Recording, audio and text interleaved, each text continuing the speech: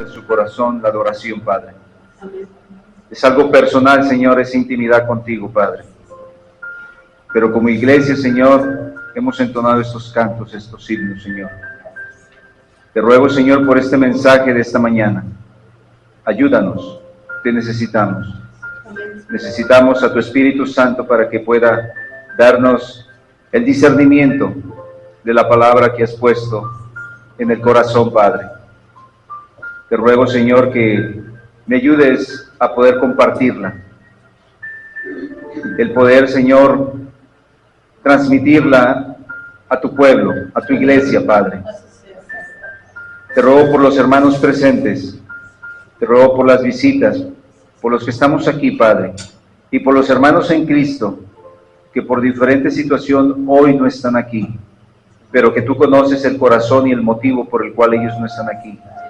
Que la bendición, Señor, esté en sus vidas, que la misericordia esté en sus vidas, Señor, y que anhelen ansiosamente, Señor, estar en tus atrios, que estar fuera de ellos, Señor. Oro en esta mañana únicamente en el nombre de Jesús. Amén. Amén. Bajamos un poquito el audio, por favor. Esta mañana vamos a meditar en este mensaje titulado, pero si miento, ¿de quién soy hijo? Dice Proverbios 12:19, el labio veraz permanecerá para siempre. O dicho de otra manera, el labio verdadero permanecerá para siempre, mas la lengua mentirosa solo por un momento. No sé cuántos han tenido la oportunidad de ver una película, incluso fue del año 1997, sobre este actor Jim Carrey, donde filmó esta película titulada Mentiroso, Mentiroso, donde representa él el papel de un abogado de nombre Fletcher, y donde su conducta es ambiciosa y también sin escrúpulos. Él utiliza la mentira como un medio habitual de vida, incluso de trabajo. Pero dentro de este trama, él tiene un hijo de 5 años, y su hijo está enfadado o harto de promesas incumplidas. Entonces, en uno de sus cumpleaños, o en su cumpleaños, él pide un deseo a su hijo, y dice que su padre no pueda mentir durante 24 horas. A veces nosotros vemos películas y no le tomamos tanta importancia porque creemos que simplemente es una película de la ciencia ficción, pero la realidad es que muchos en su vida viven mintiendo, o vivimos mintiendo a cada momento. Pues este mensaje va alusivo a ello, a la mentira, y vamos a manejar, y vamos a ver cómo se maneja en nuestras vidas la mentira. A veces creemos que no estamos mintiendo, pero nos estamos justificando de algo. Vamos a mirar también que las mentiras traen repercusiones a nuestra vida, porque a veces mentimos queriéndonos justificar, pero esa mentira nos lleva a decir otra, y se hace como una bola de nieve que va agarrando más grande la mentira y la mentira hasta llevarnos o hasta arrastrarnos, ¿no? Pues las mentiras a veces lo hacemos con el propósito de justificarnos. Y esto fue lo que sucedió en el Nuevo Testamento, en el libro de los Hechos de los Apóstoles, sobre una pareja de esposos. Dice que ellos vendieron una heredad, pero sustrajeron del precio. Y cuando sustrajo, lo supo, bueno, lo hizo el esposo, pero también lo supo la esposa o la mujer, ¿no? Entonces, cuando el esposo llegó y trajo la parte a los pies de los apóstoles, escuchen lo que sucedió. Hechos capítulo 5, versículo número 3. Y dijo Pedro, Ananías, y le hace una pregunta, ¿por qué llenó Satanás tu corazón para que mintieses al Espíritu Santo? ¿Quién es el que pone la mentira en el corazón? Satanás. Satanás.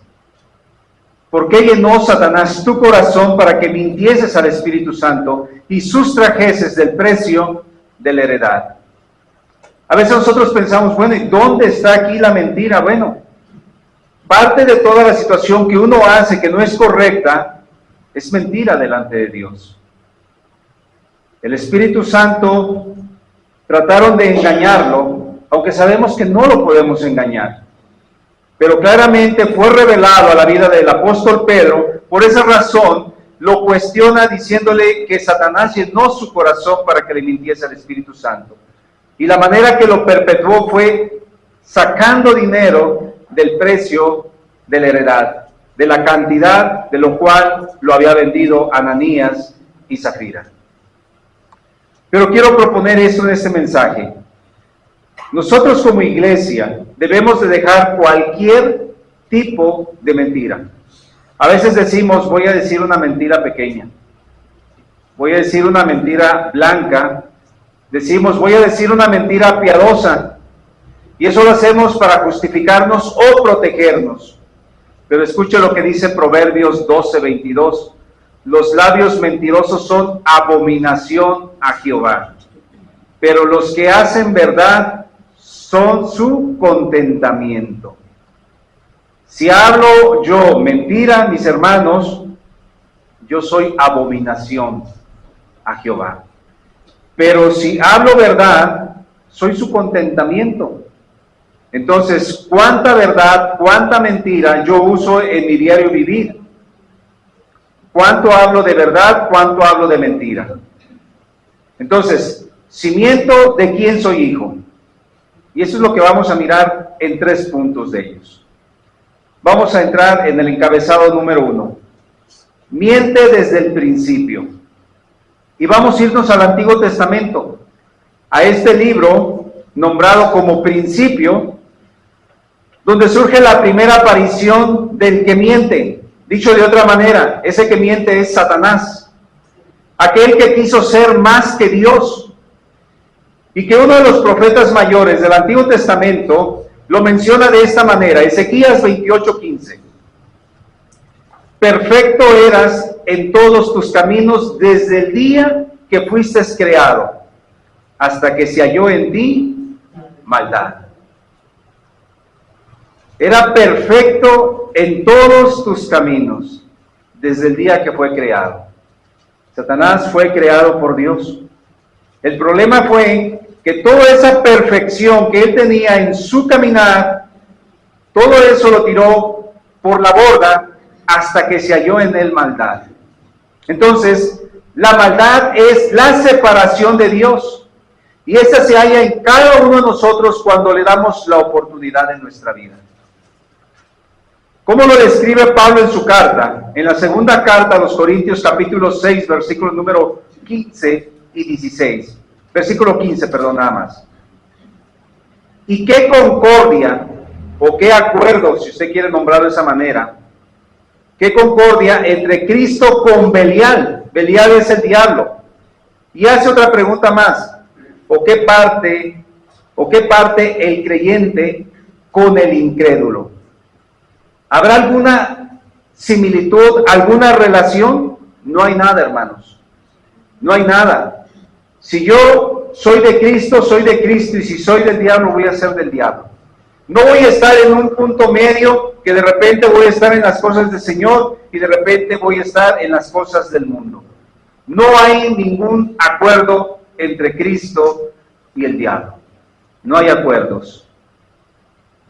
Veamos entonces cómo Satanás ha mentido desde el principio, y su objetivo es que el hombre quede mal, no delante del mismo hombre, que quede mal delante de Dios. Pero el medio para hacer caer en la mentira a Eva utilizó a alguien. En este caso, utilizó a la serpiente, ya que se dejó usar y se dejó engañar por el maligno para usarla en su plan maléfico. Ese plan maléfico era poder persuadir a la mujer. Pero aquí me surge una inquietud en lo personal. ¿Qué le prometería Satanás a la serpiente para dejarse usar? ¿Qué le prometería? No sabemos. Pero escuche cómo lo describe y cómo comienza a entablar esa conversación. Génesis capítulo 3, versículo número 1. Pero la serpiente era astuta, en otras palabras, era muy sagaz, era muy listo, era muy vivo, ¿no? Cuando nosotros queremos referirnos a una persona que es muy astuto, decimos, no, es que ese es muy vivo, te va a comer, ¿sí? Entonces sigue diciendo, más que todos los animales del campo que Jehová Dios había hecho. O sea, era más viva, más astuta, más sagaz que todos los demás animales. Entonces, Satanás, a través de la serpiente, fue directo a la palabra para tergiversarla o para cambiarla del sentido verdadero de cómo había dicho Dios a Adán y a Eva. Si retrocedemos un capítulo hacia atrás en Génesis capítulo 2, versículo 16, nos daremos cuenta la palabra correcta y precisa que Dios le dio de orden a Adán y a Eva. Génesis 2:16. Y mandó Jehová Dios al hombre, diciendo, de todo árbol del huerto podrás comer. De todo árbol del huerto. Este es un versículo imperativo. ¿Qué es esto? Dios le dio una orden. De todo árbol del huerto podrás comer. Ahora, en su astucia, el maligno hizo dudar a Eva por la razón que la incitó a pecar mediante esta pregunta. Regreso a Génesis capítulo 3, versículo 1, la parte B, la parte última, porque le hace esta pregunta: ¿con que Dios os ha dicho no comáis de todo árbol del huerto?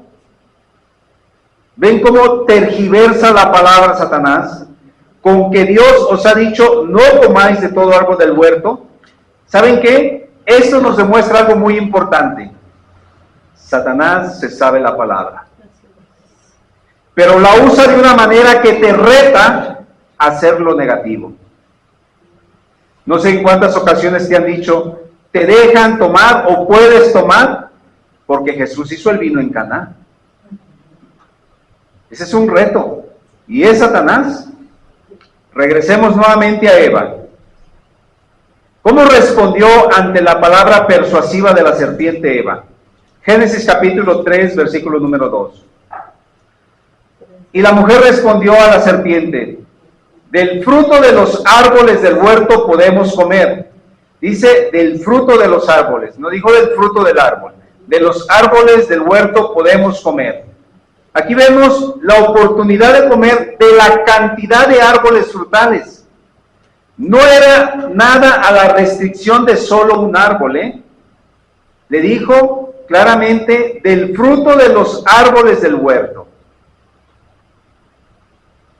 Nuevamente, hermanos, este versículo es imperativo, por la razón de que le da una orden de parte de Dios, ¿sí?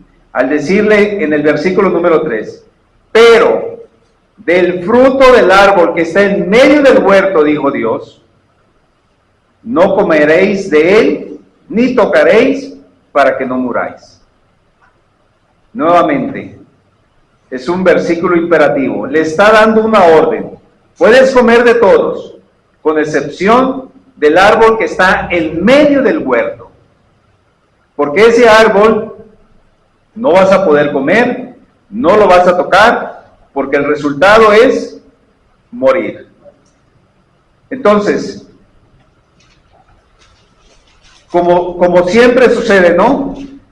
Nos llama más la atención lo que nos señalan o lo que nos reprimen. Y usted puede percibirlo o puede recordar que cuando usted tenía a sus hijos pequeños, decía, no hagas esto. Y si usted se descuidaba, lo primero que quería hacer el niño, hacer lo que usted le había dicho que no. Lo mismo nos sucede a nosotros. Eso que te señalan o te reprimen es lo que uno quiere hacer, ¿verdad? Ahora, piense en usted mismo. ¿Qué es lo que la Biblia te dice que no es bueno? Porque es pecado. Mas, sin embargo, en ocasiones, por no estar firmes en oración y en la lectura de la palabra, terminamos por pecar. Escuche cómo lo dijo el apóstol Pablo en la carta a los Romanos, capítulo 7, versículo número 19. Porque no hago el bien que quiero, sino el mal que no quiero, eso hago. Y si hago lo que no quiero, ya no lo hago yo, sino el pecado que mora en mí. Entonces, la mayoría de las veces que usted y yo hacemos algo mal, es porque es el pecado que aún mora en nosotros y que termina por arrastrarnos y llevarnos para que nosotros culminemos lo que a veces estamos pensando y a veces estamos maquinando en nuestra mente, pero también a veces lo estamos deseando en nuestro corazón. El apóstol Pablo lo describe, ¿no? Es el pecado que mora en mí, lo que me lleva, me persuade o me arrastra a hacer ese pecado o esa concupiscencia. Entonces, la serpiente había puesto en el corazón de Eva la intriga o la duda o la persuasión y terminó por hundir la daga, la serpiente, hasta el fondo, para tratar de matarla. Lo mismo que hace un torero al toro, ¿no? En el ruedo, tratar de clavar la daga hasta adentro. Génesis capítulo 3, versículo 4. Entonces la serpiente dijo a la mujer: no moriréis. La mentira, no moriréis.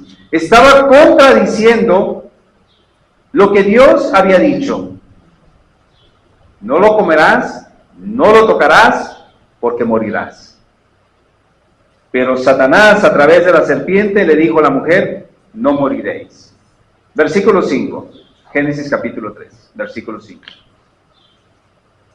Sino que sabe Dios que el día que comáis de él, serán abiertos vuestros ojos y seréis como Dios, sabiendo el bien y el mal.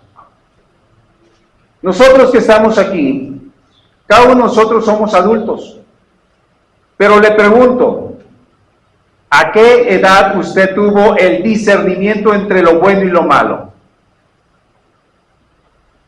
Quizás los muy mayores, a lo mejor 15 años, pero en nuestra actualidad, hermanos, los niños a muy temprana edad ya, por todos los medios que hay, y sobre todo ahora con el internet, es muy fácil de poder entrar a páginas que no, investigar cosas que no, ver cosas que no están bien, y desde muy temprana edad ellos tienen el discernimiento entre lo bueno y lo malo.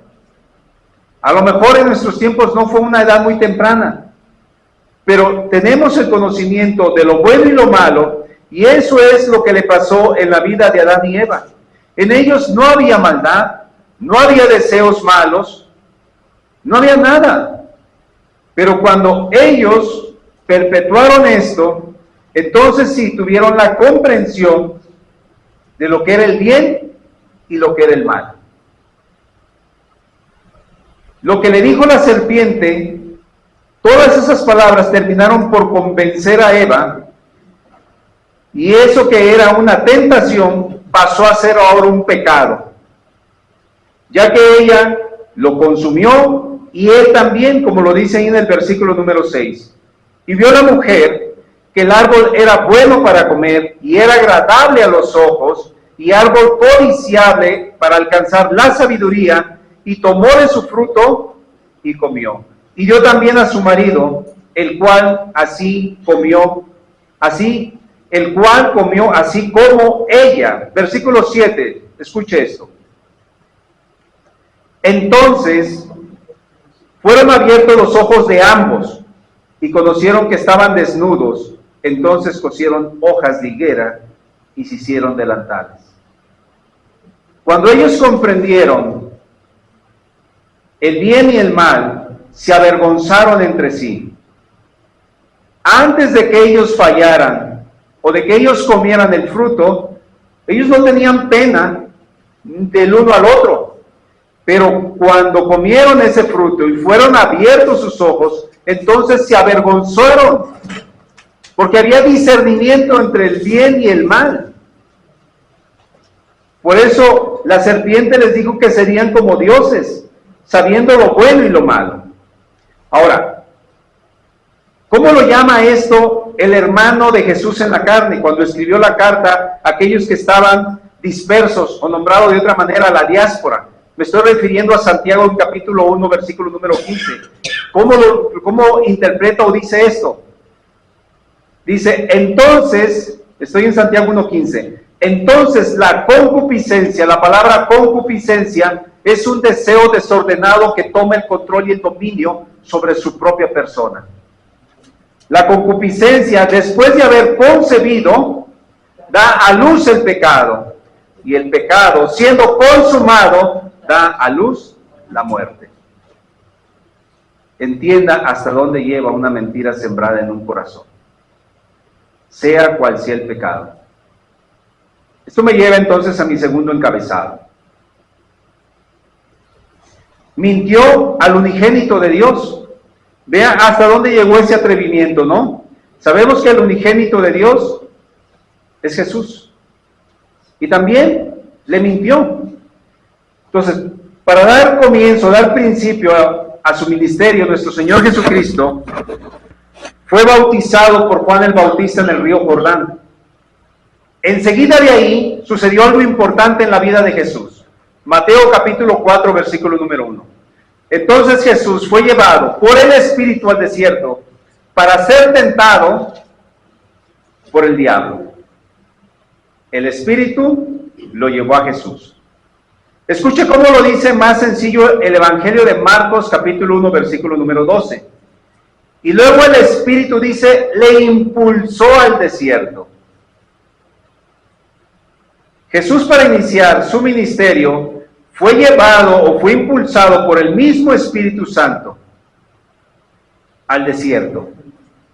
Sería entonces que el Espíritu quería mostrar que Jesús era un hombre común, pero con la búsqueda de Dios en su vida, para pedir la dirección al comienzo de su ministerio.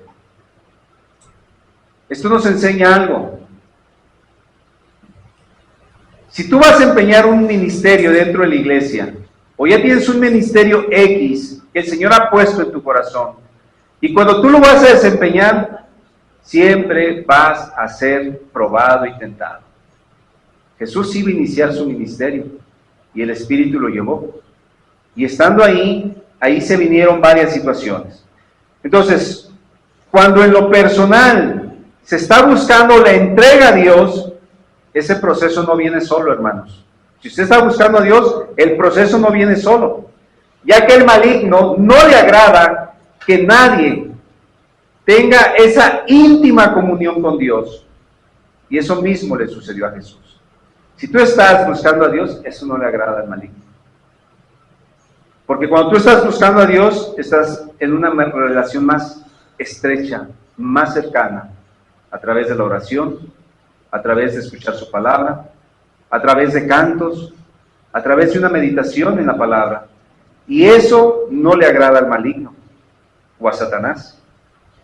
Pues eso no le iba a agradar a Satanás referente a Jesús. Mateo 4:2. Y después de haber ayunado 40 días y 40 noches, tuvo hambre. Yo no sé en cuántas ocasiones le he comentado que el número 40 es símbolo de prueba.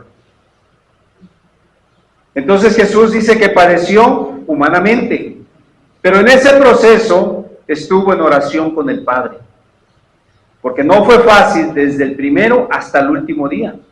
Escuche cómo lo dice el médico Lucas, en el capítulo 4, versículo 2. Por 40 días era tentado por el diablo. O sea que desde el principio al fin estuvo siendo tentado. No es de que, como lo narra Mateo, ¿no? Que después de haber ayunado 40 días y 40 noches tuvo hambre. No. Lucas lo describe de otra manera. 40 días, ¿sí? Por 40 días era tentado por el diablo, dice, y no comió nada en aquellos días.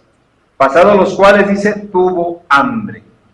Entonces, cuando tú rendiste tu vida a Cristo Jesús y lo reconociste como el Señor de tu vida, y si estás viviendo no de acuerdo al mundo, viviendo de acuerdo a los preceptos de Dios o a la palabra de Dios, entonces quiere decir que en tu vida siempre vas a tener problemas.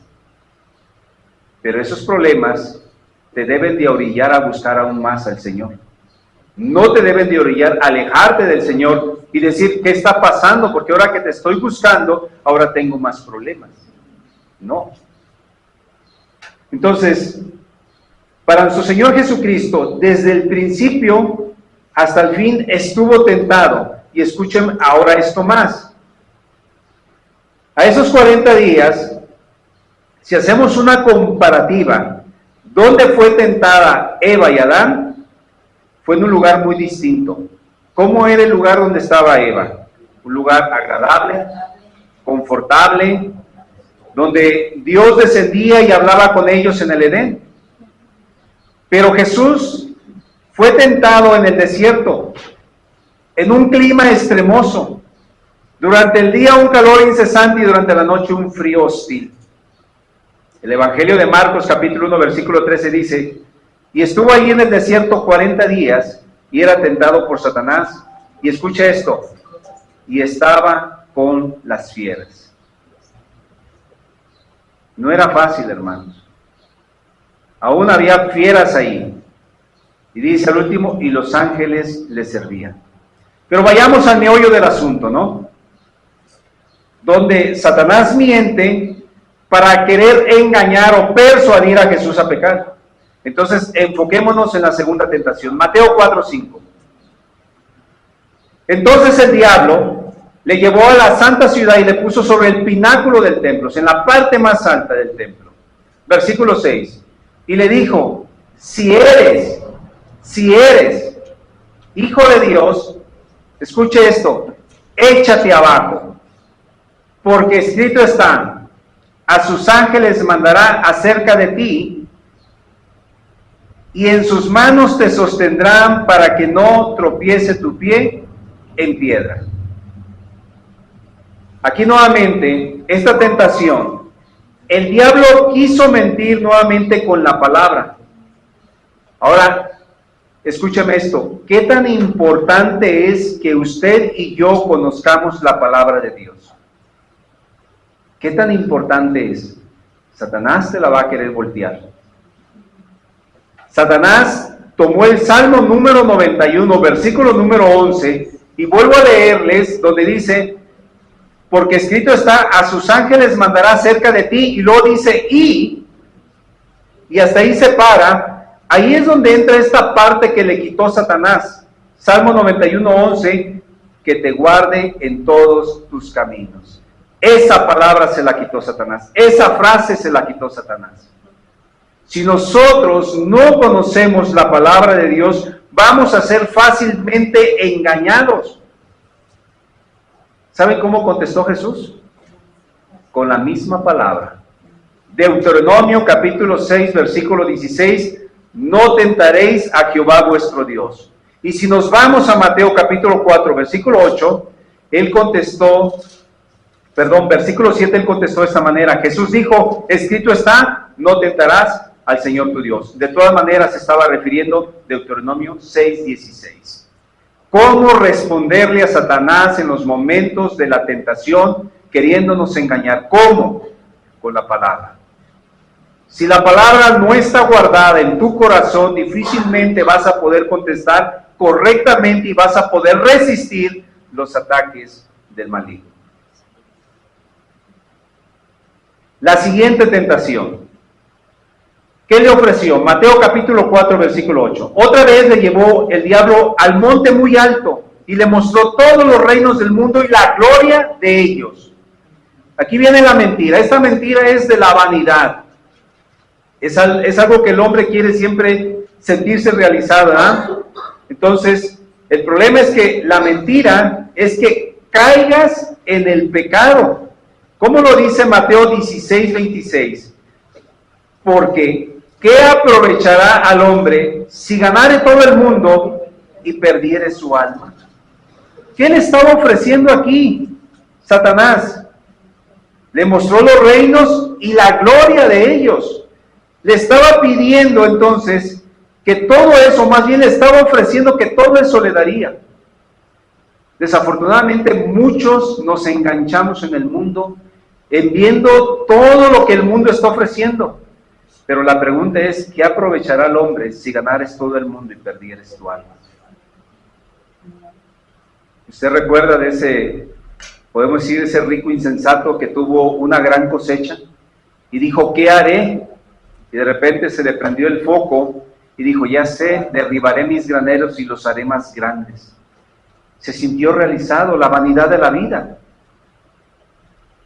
Pero ¿qué le dijo el Señor? Necio o tonto, no sabes que esta noche vienen por tu alma. Y lo que has hecho, ¿para quién será? Hermanos, pensemos bien si nosotros queremos ganar el mundo, porque eso es lo que ofrece Satanás, porque él está aquí, en este mundo caído, es el príncipe de este mundo. Él nos va a ofrecer todo eso, pero perderemos nuestra alma. ¿O qué recompensa dará el hombre por su alma? ¿Acaso Satanás es el dueño de todo este mundo caído? Pues escucha esto. Te va a ofrecer lo que anhela un hombre sin Dios. ¿Qué es lo que anhela un hombre sin Dios? Poder, riqueza y reinos. Y en cierta ocasión, a Jesús quisieron ofrecérselo después de que alimentó 5,000 varones, sin contar mujeres ni niños. Los alimentó con 5 panes y 2 peces. Y la gente le dijo, este verdaderamente es el profeta que había de venir al mundo. Eso es lo que dijeron.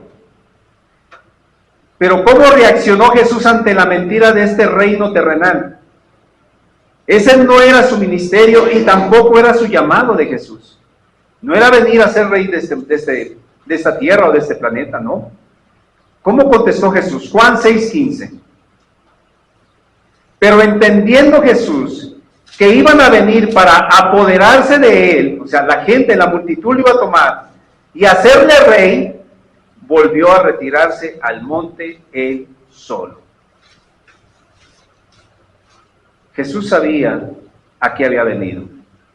Si Jesús se hubiera dejado llevar por la multitud, pues era más fácil dejarse engañar por este reino y haber dicho, bueno, pues es mucho mejor sentirme halagado y ver que la gente está detrás de mí. Hubiéramos pensado mejor así, pero Jesús no. Jesús no. Jesús prácticamente dice que volvió a retirarse al monte él solo. ¿Qué hacía Jesús retirándose? Iba y buscaba al Padre en oración. A lo mejor, se dice vulgarmente, a lo mejor le movían el tapete. ¿Y qué tenía que hacer? Ir y buscar al Padre en oración y a lo mejor decirle, Señor, tú sabes, Padre, ese no es el propósito por el cual tú me enviaste. El propósito es muy distinto. No vine a ser rey de esta tierra caída. No lo sé, son palabras propias, pero es importante, mis hermanos, que nosotros no anhelemos poder, riqueza y reino, porque esto lo ofrece este mundo caído. No dejemos engañarnos, eso es una mentira. Usted y yo no podemos dar una recompensa por nuestra alma, no. Yo no sé si usted se ha encontrado en un momento en alguna tentación, donde el maligno le susurra al oído con mentiras diciéndote, este puesto será tuyo, tú tendrás esto si robas o si defraudas una amistad o a tu prójimo. No sé, pensamientos que puedan venir, ¿verdad? A Jesús dice que se le mostraron los reinos y ese ofrecimiento fue a lo mejor muy descabellado. Pero ¿qué dice Mateo 4:9? Y le dijo, Satanás le dijo esto, todo esto te daré si postrado me adorares. La respuesta de Jesús la encontramos en el versículo número 10 y dice, entonces Jesús le dijo, vete Satanás, porque escrito está, nuevamente vuelve la palabra, escrito está, al Señor tu Dios adorarás y solo a Él servirás. No cayó en la mentira. Entonces, ¿habrá alguna mentira de parte de Satanás que te haga caer en pecado? ¿Habrá alguna mentira? Jesús vino en carne como un hombre sencillo, sin embargo, nunca pecó. No se dio a las mentiras de Satanás. Ello nos debe entonces animar y ayudar a resistir por el ejemplo vivo de Cristo. Hebreos 4:15 dice, porque no tenemos a un sumo sacerdote que no pueda compadecerse de nuestras debilidades, sino uno que fue tentado en todo, según nuestra semejanza, pero sin pecado. entonces no va a haber justificación, no va a haber pretexto de decir, Señor, era fuerte la tentación, me pusiste en un lugar donde no pude resistir. Jesús resistió, por eso vino en forma de hombre, igual que usted y que yo. Esto me lleva a mi último encabezado. ¿Miento, sí o no? Ya vimos el primer hombre sobre la tierra, me refiero a Adán, donde él se dejó persuadir. La mentira de Satanás usó a la serpiente, y el segundo sobre el mismo Hijo de Dios encarnado en hombre, pero sin pecar. Él supo soportar la tentación, a pesar de que le mintieron para que pudiese él caer y querer recibir el poder, y por último querer entregar alabanza al maligno, pero no sucedió. Ahora hagámoslo en lo personal, mis hermanos. Desde que usted tiene uso de razón, ¿con cuánta frecuencia ha mentido? Y si aún después de que miente, no se siente mal por hacerlo. Eso es una señal alarmante, si aún lo seguimos haciendo. Dice segunda carta a los Corintios, capítulo 4, versículo 4, en los cuales el Dios de este siglo cegó el entendimiento de los incrédulos para que no les resplandezca la luz del Evangelio de la gloria de Cristo, el cual es la imagen de Dios. Si nosotros aún seguimos utilizando la mentira para poder seguir justificándonos, quiere decir que no nos ha resplandecido la luz, hermanos. La Biblia entonces nos confronta, ya que la Biblia es la palabra de Dios, y la Biblia, como es la palabra de Dios, tiene propósitos claros para nuestra vida, como lo dice Hebreos 4:12, porque la palabra de Dios es viva y eficaz, y más cortante que toda espada de dos filos, y penetra hasta partir el alma y el espíritu, las coyunturas y los tuétanos, y discierne los pensamientos y las intenciones del corazón. ¿Qué tan importante es la palabra de Dios en nuestra vida? Si nuestro Señor Jesucristo la guardó, pudo responder. Si nosotros no vivimos la palabra, como dice Santiago, solamente somos oidores, pero no hacedores de la palabra, estamos perdiendo batalla. Veamos una lista de cómo la manejó Salomón en ese libro que escribió muchos consejos, y eran consejos importantes, y quiero que escuches esto para que veamos, o que más bien no tomemos la postura de este tipo de personas que hacen estas cosas y que dentro de ellas se hace la mención de esta lista que vamos a ver de la misma mentira. Se los quiero leer en la Biblia, lenguaje sencillo. Proverbios capítulo 6, del versículo 16 al 19. Vean esta relación de este tipo de gentes. Dice, hay seis clases de gente. Hay 6 clases de gente. Y puede añadirse una más que Dios no puede soportar. La gente orgullosa, la gente violenta, la gente mentirosa, la gente malvada, la gente ansiosa de hacer lo malo. Y la última, escuche 19, la gente que miente en un juicio y la que provoca pleitos familiares. Esto le desagrada al Señor, este tipo de personas. Ahora, cuando se procede de esta manera, conscientemente que lo hacemos o inconscientemente, es que aún la carne domina al hombre espiritual. Como en cierta ocasión le sucedió a uno de los discípulos que estuvieron muy cerca de Jesús, ya que ellos aún tuvieron experiencias personales con Jesús. Además de ellos, fue un hombre del que me estoy refiriendo, fue un hombre atrevido para pedir bajarse de la barca. Sin embargo, en cierta ocasión, este hombre prestó oído. Su sentir para querer de cierta manera persuadir o desistir, hacer desistir a Jesús. Si lo hubiera logrado, entonces el propósito por el cual enviaron a Jesús a este mundo no hubiera sucedido. ¿Cuál era ese propósito por el cual enviaron a Jesús? A ofrecer salvación. Pero Jesús no prestó atención. Me estoy refiriendo al apóstol Pedro, hermanos. Quiso persuadir al mismo Jesús. Y eso que él hizo, mintió. ¿Sí o no? Mintió. Marcos 8:31. Y comenzó a enseñarles que le era necesario al Hijo del Hombre padecer mucho y ser desechado por los ancianos, por los principales sacerdotes y por los escribas, y ser muerto y resucitar después de 3 días. Esto les estaba diciendo Jesús. Versículo 32. Esto les decía claramente. Entonces Pedro le tomó aparte y comenzó a reconvenirle. Yo creo que Pedro se quiso ver muy buena onda, ¿verdad? A lo mejor para que no escucharan los otros 11, a lo mejor lo tomó del brazo y se lo llevó a un lado, ¿no? Versículo 33. Pero él, volviéndose y mirando a los discípulos, reprendió a Pedro diciéndole: quítate de delante de mí, Satanás, porque no pones la mira en las cosas de Dios, sino en las de los hombres.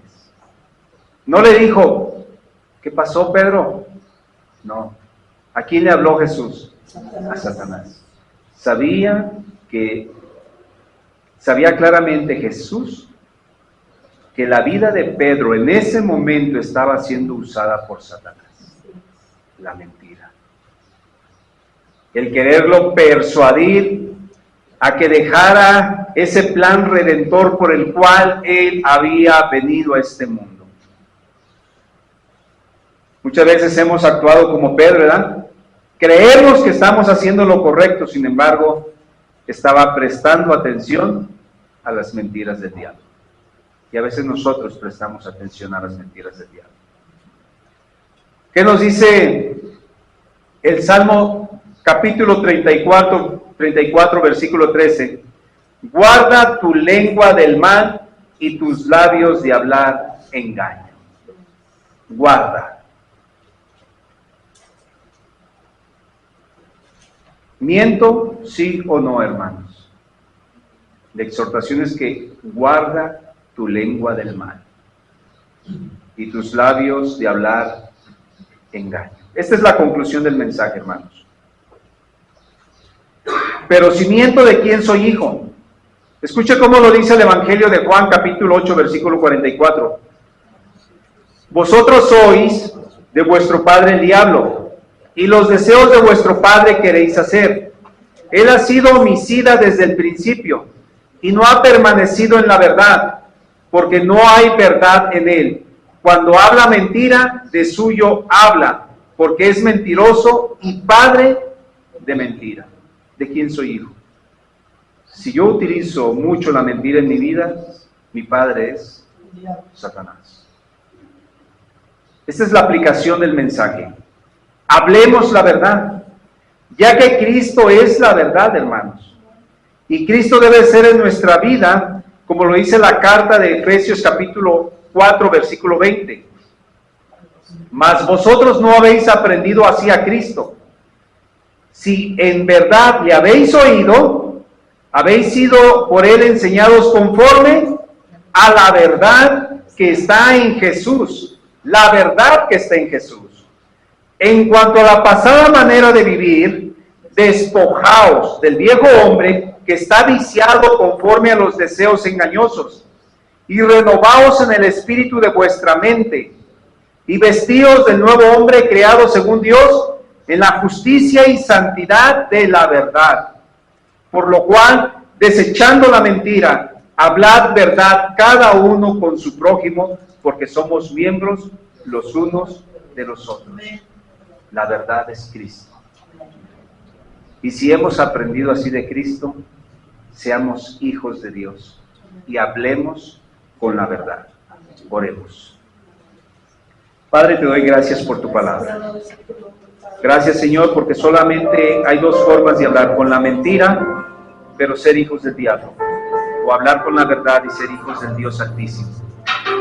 Te ruego, Señor, que de nosotros quites la mentira para poder escudarnos, o para hacer un pecado, porque podemos ser engañados, aunque muchas veces si la palabra está en nosotros, no seremos persuadidos.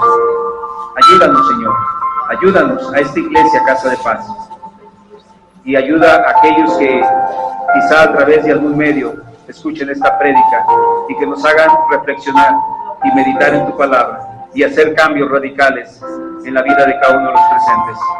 En el nombre de Jesús oro y te doy gracias. Amén. Dios les siga bendiciendo.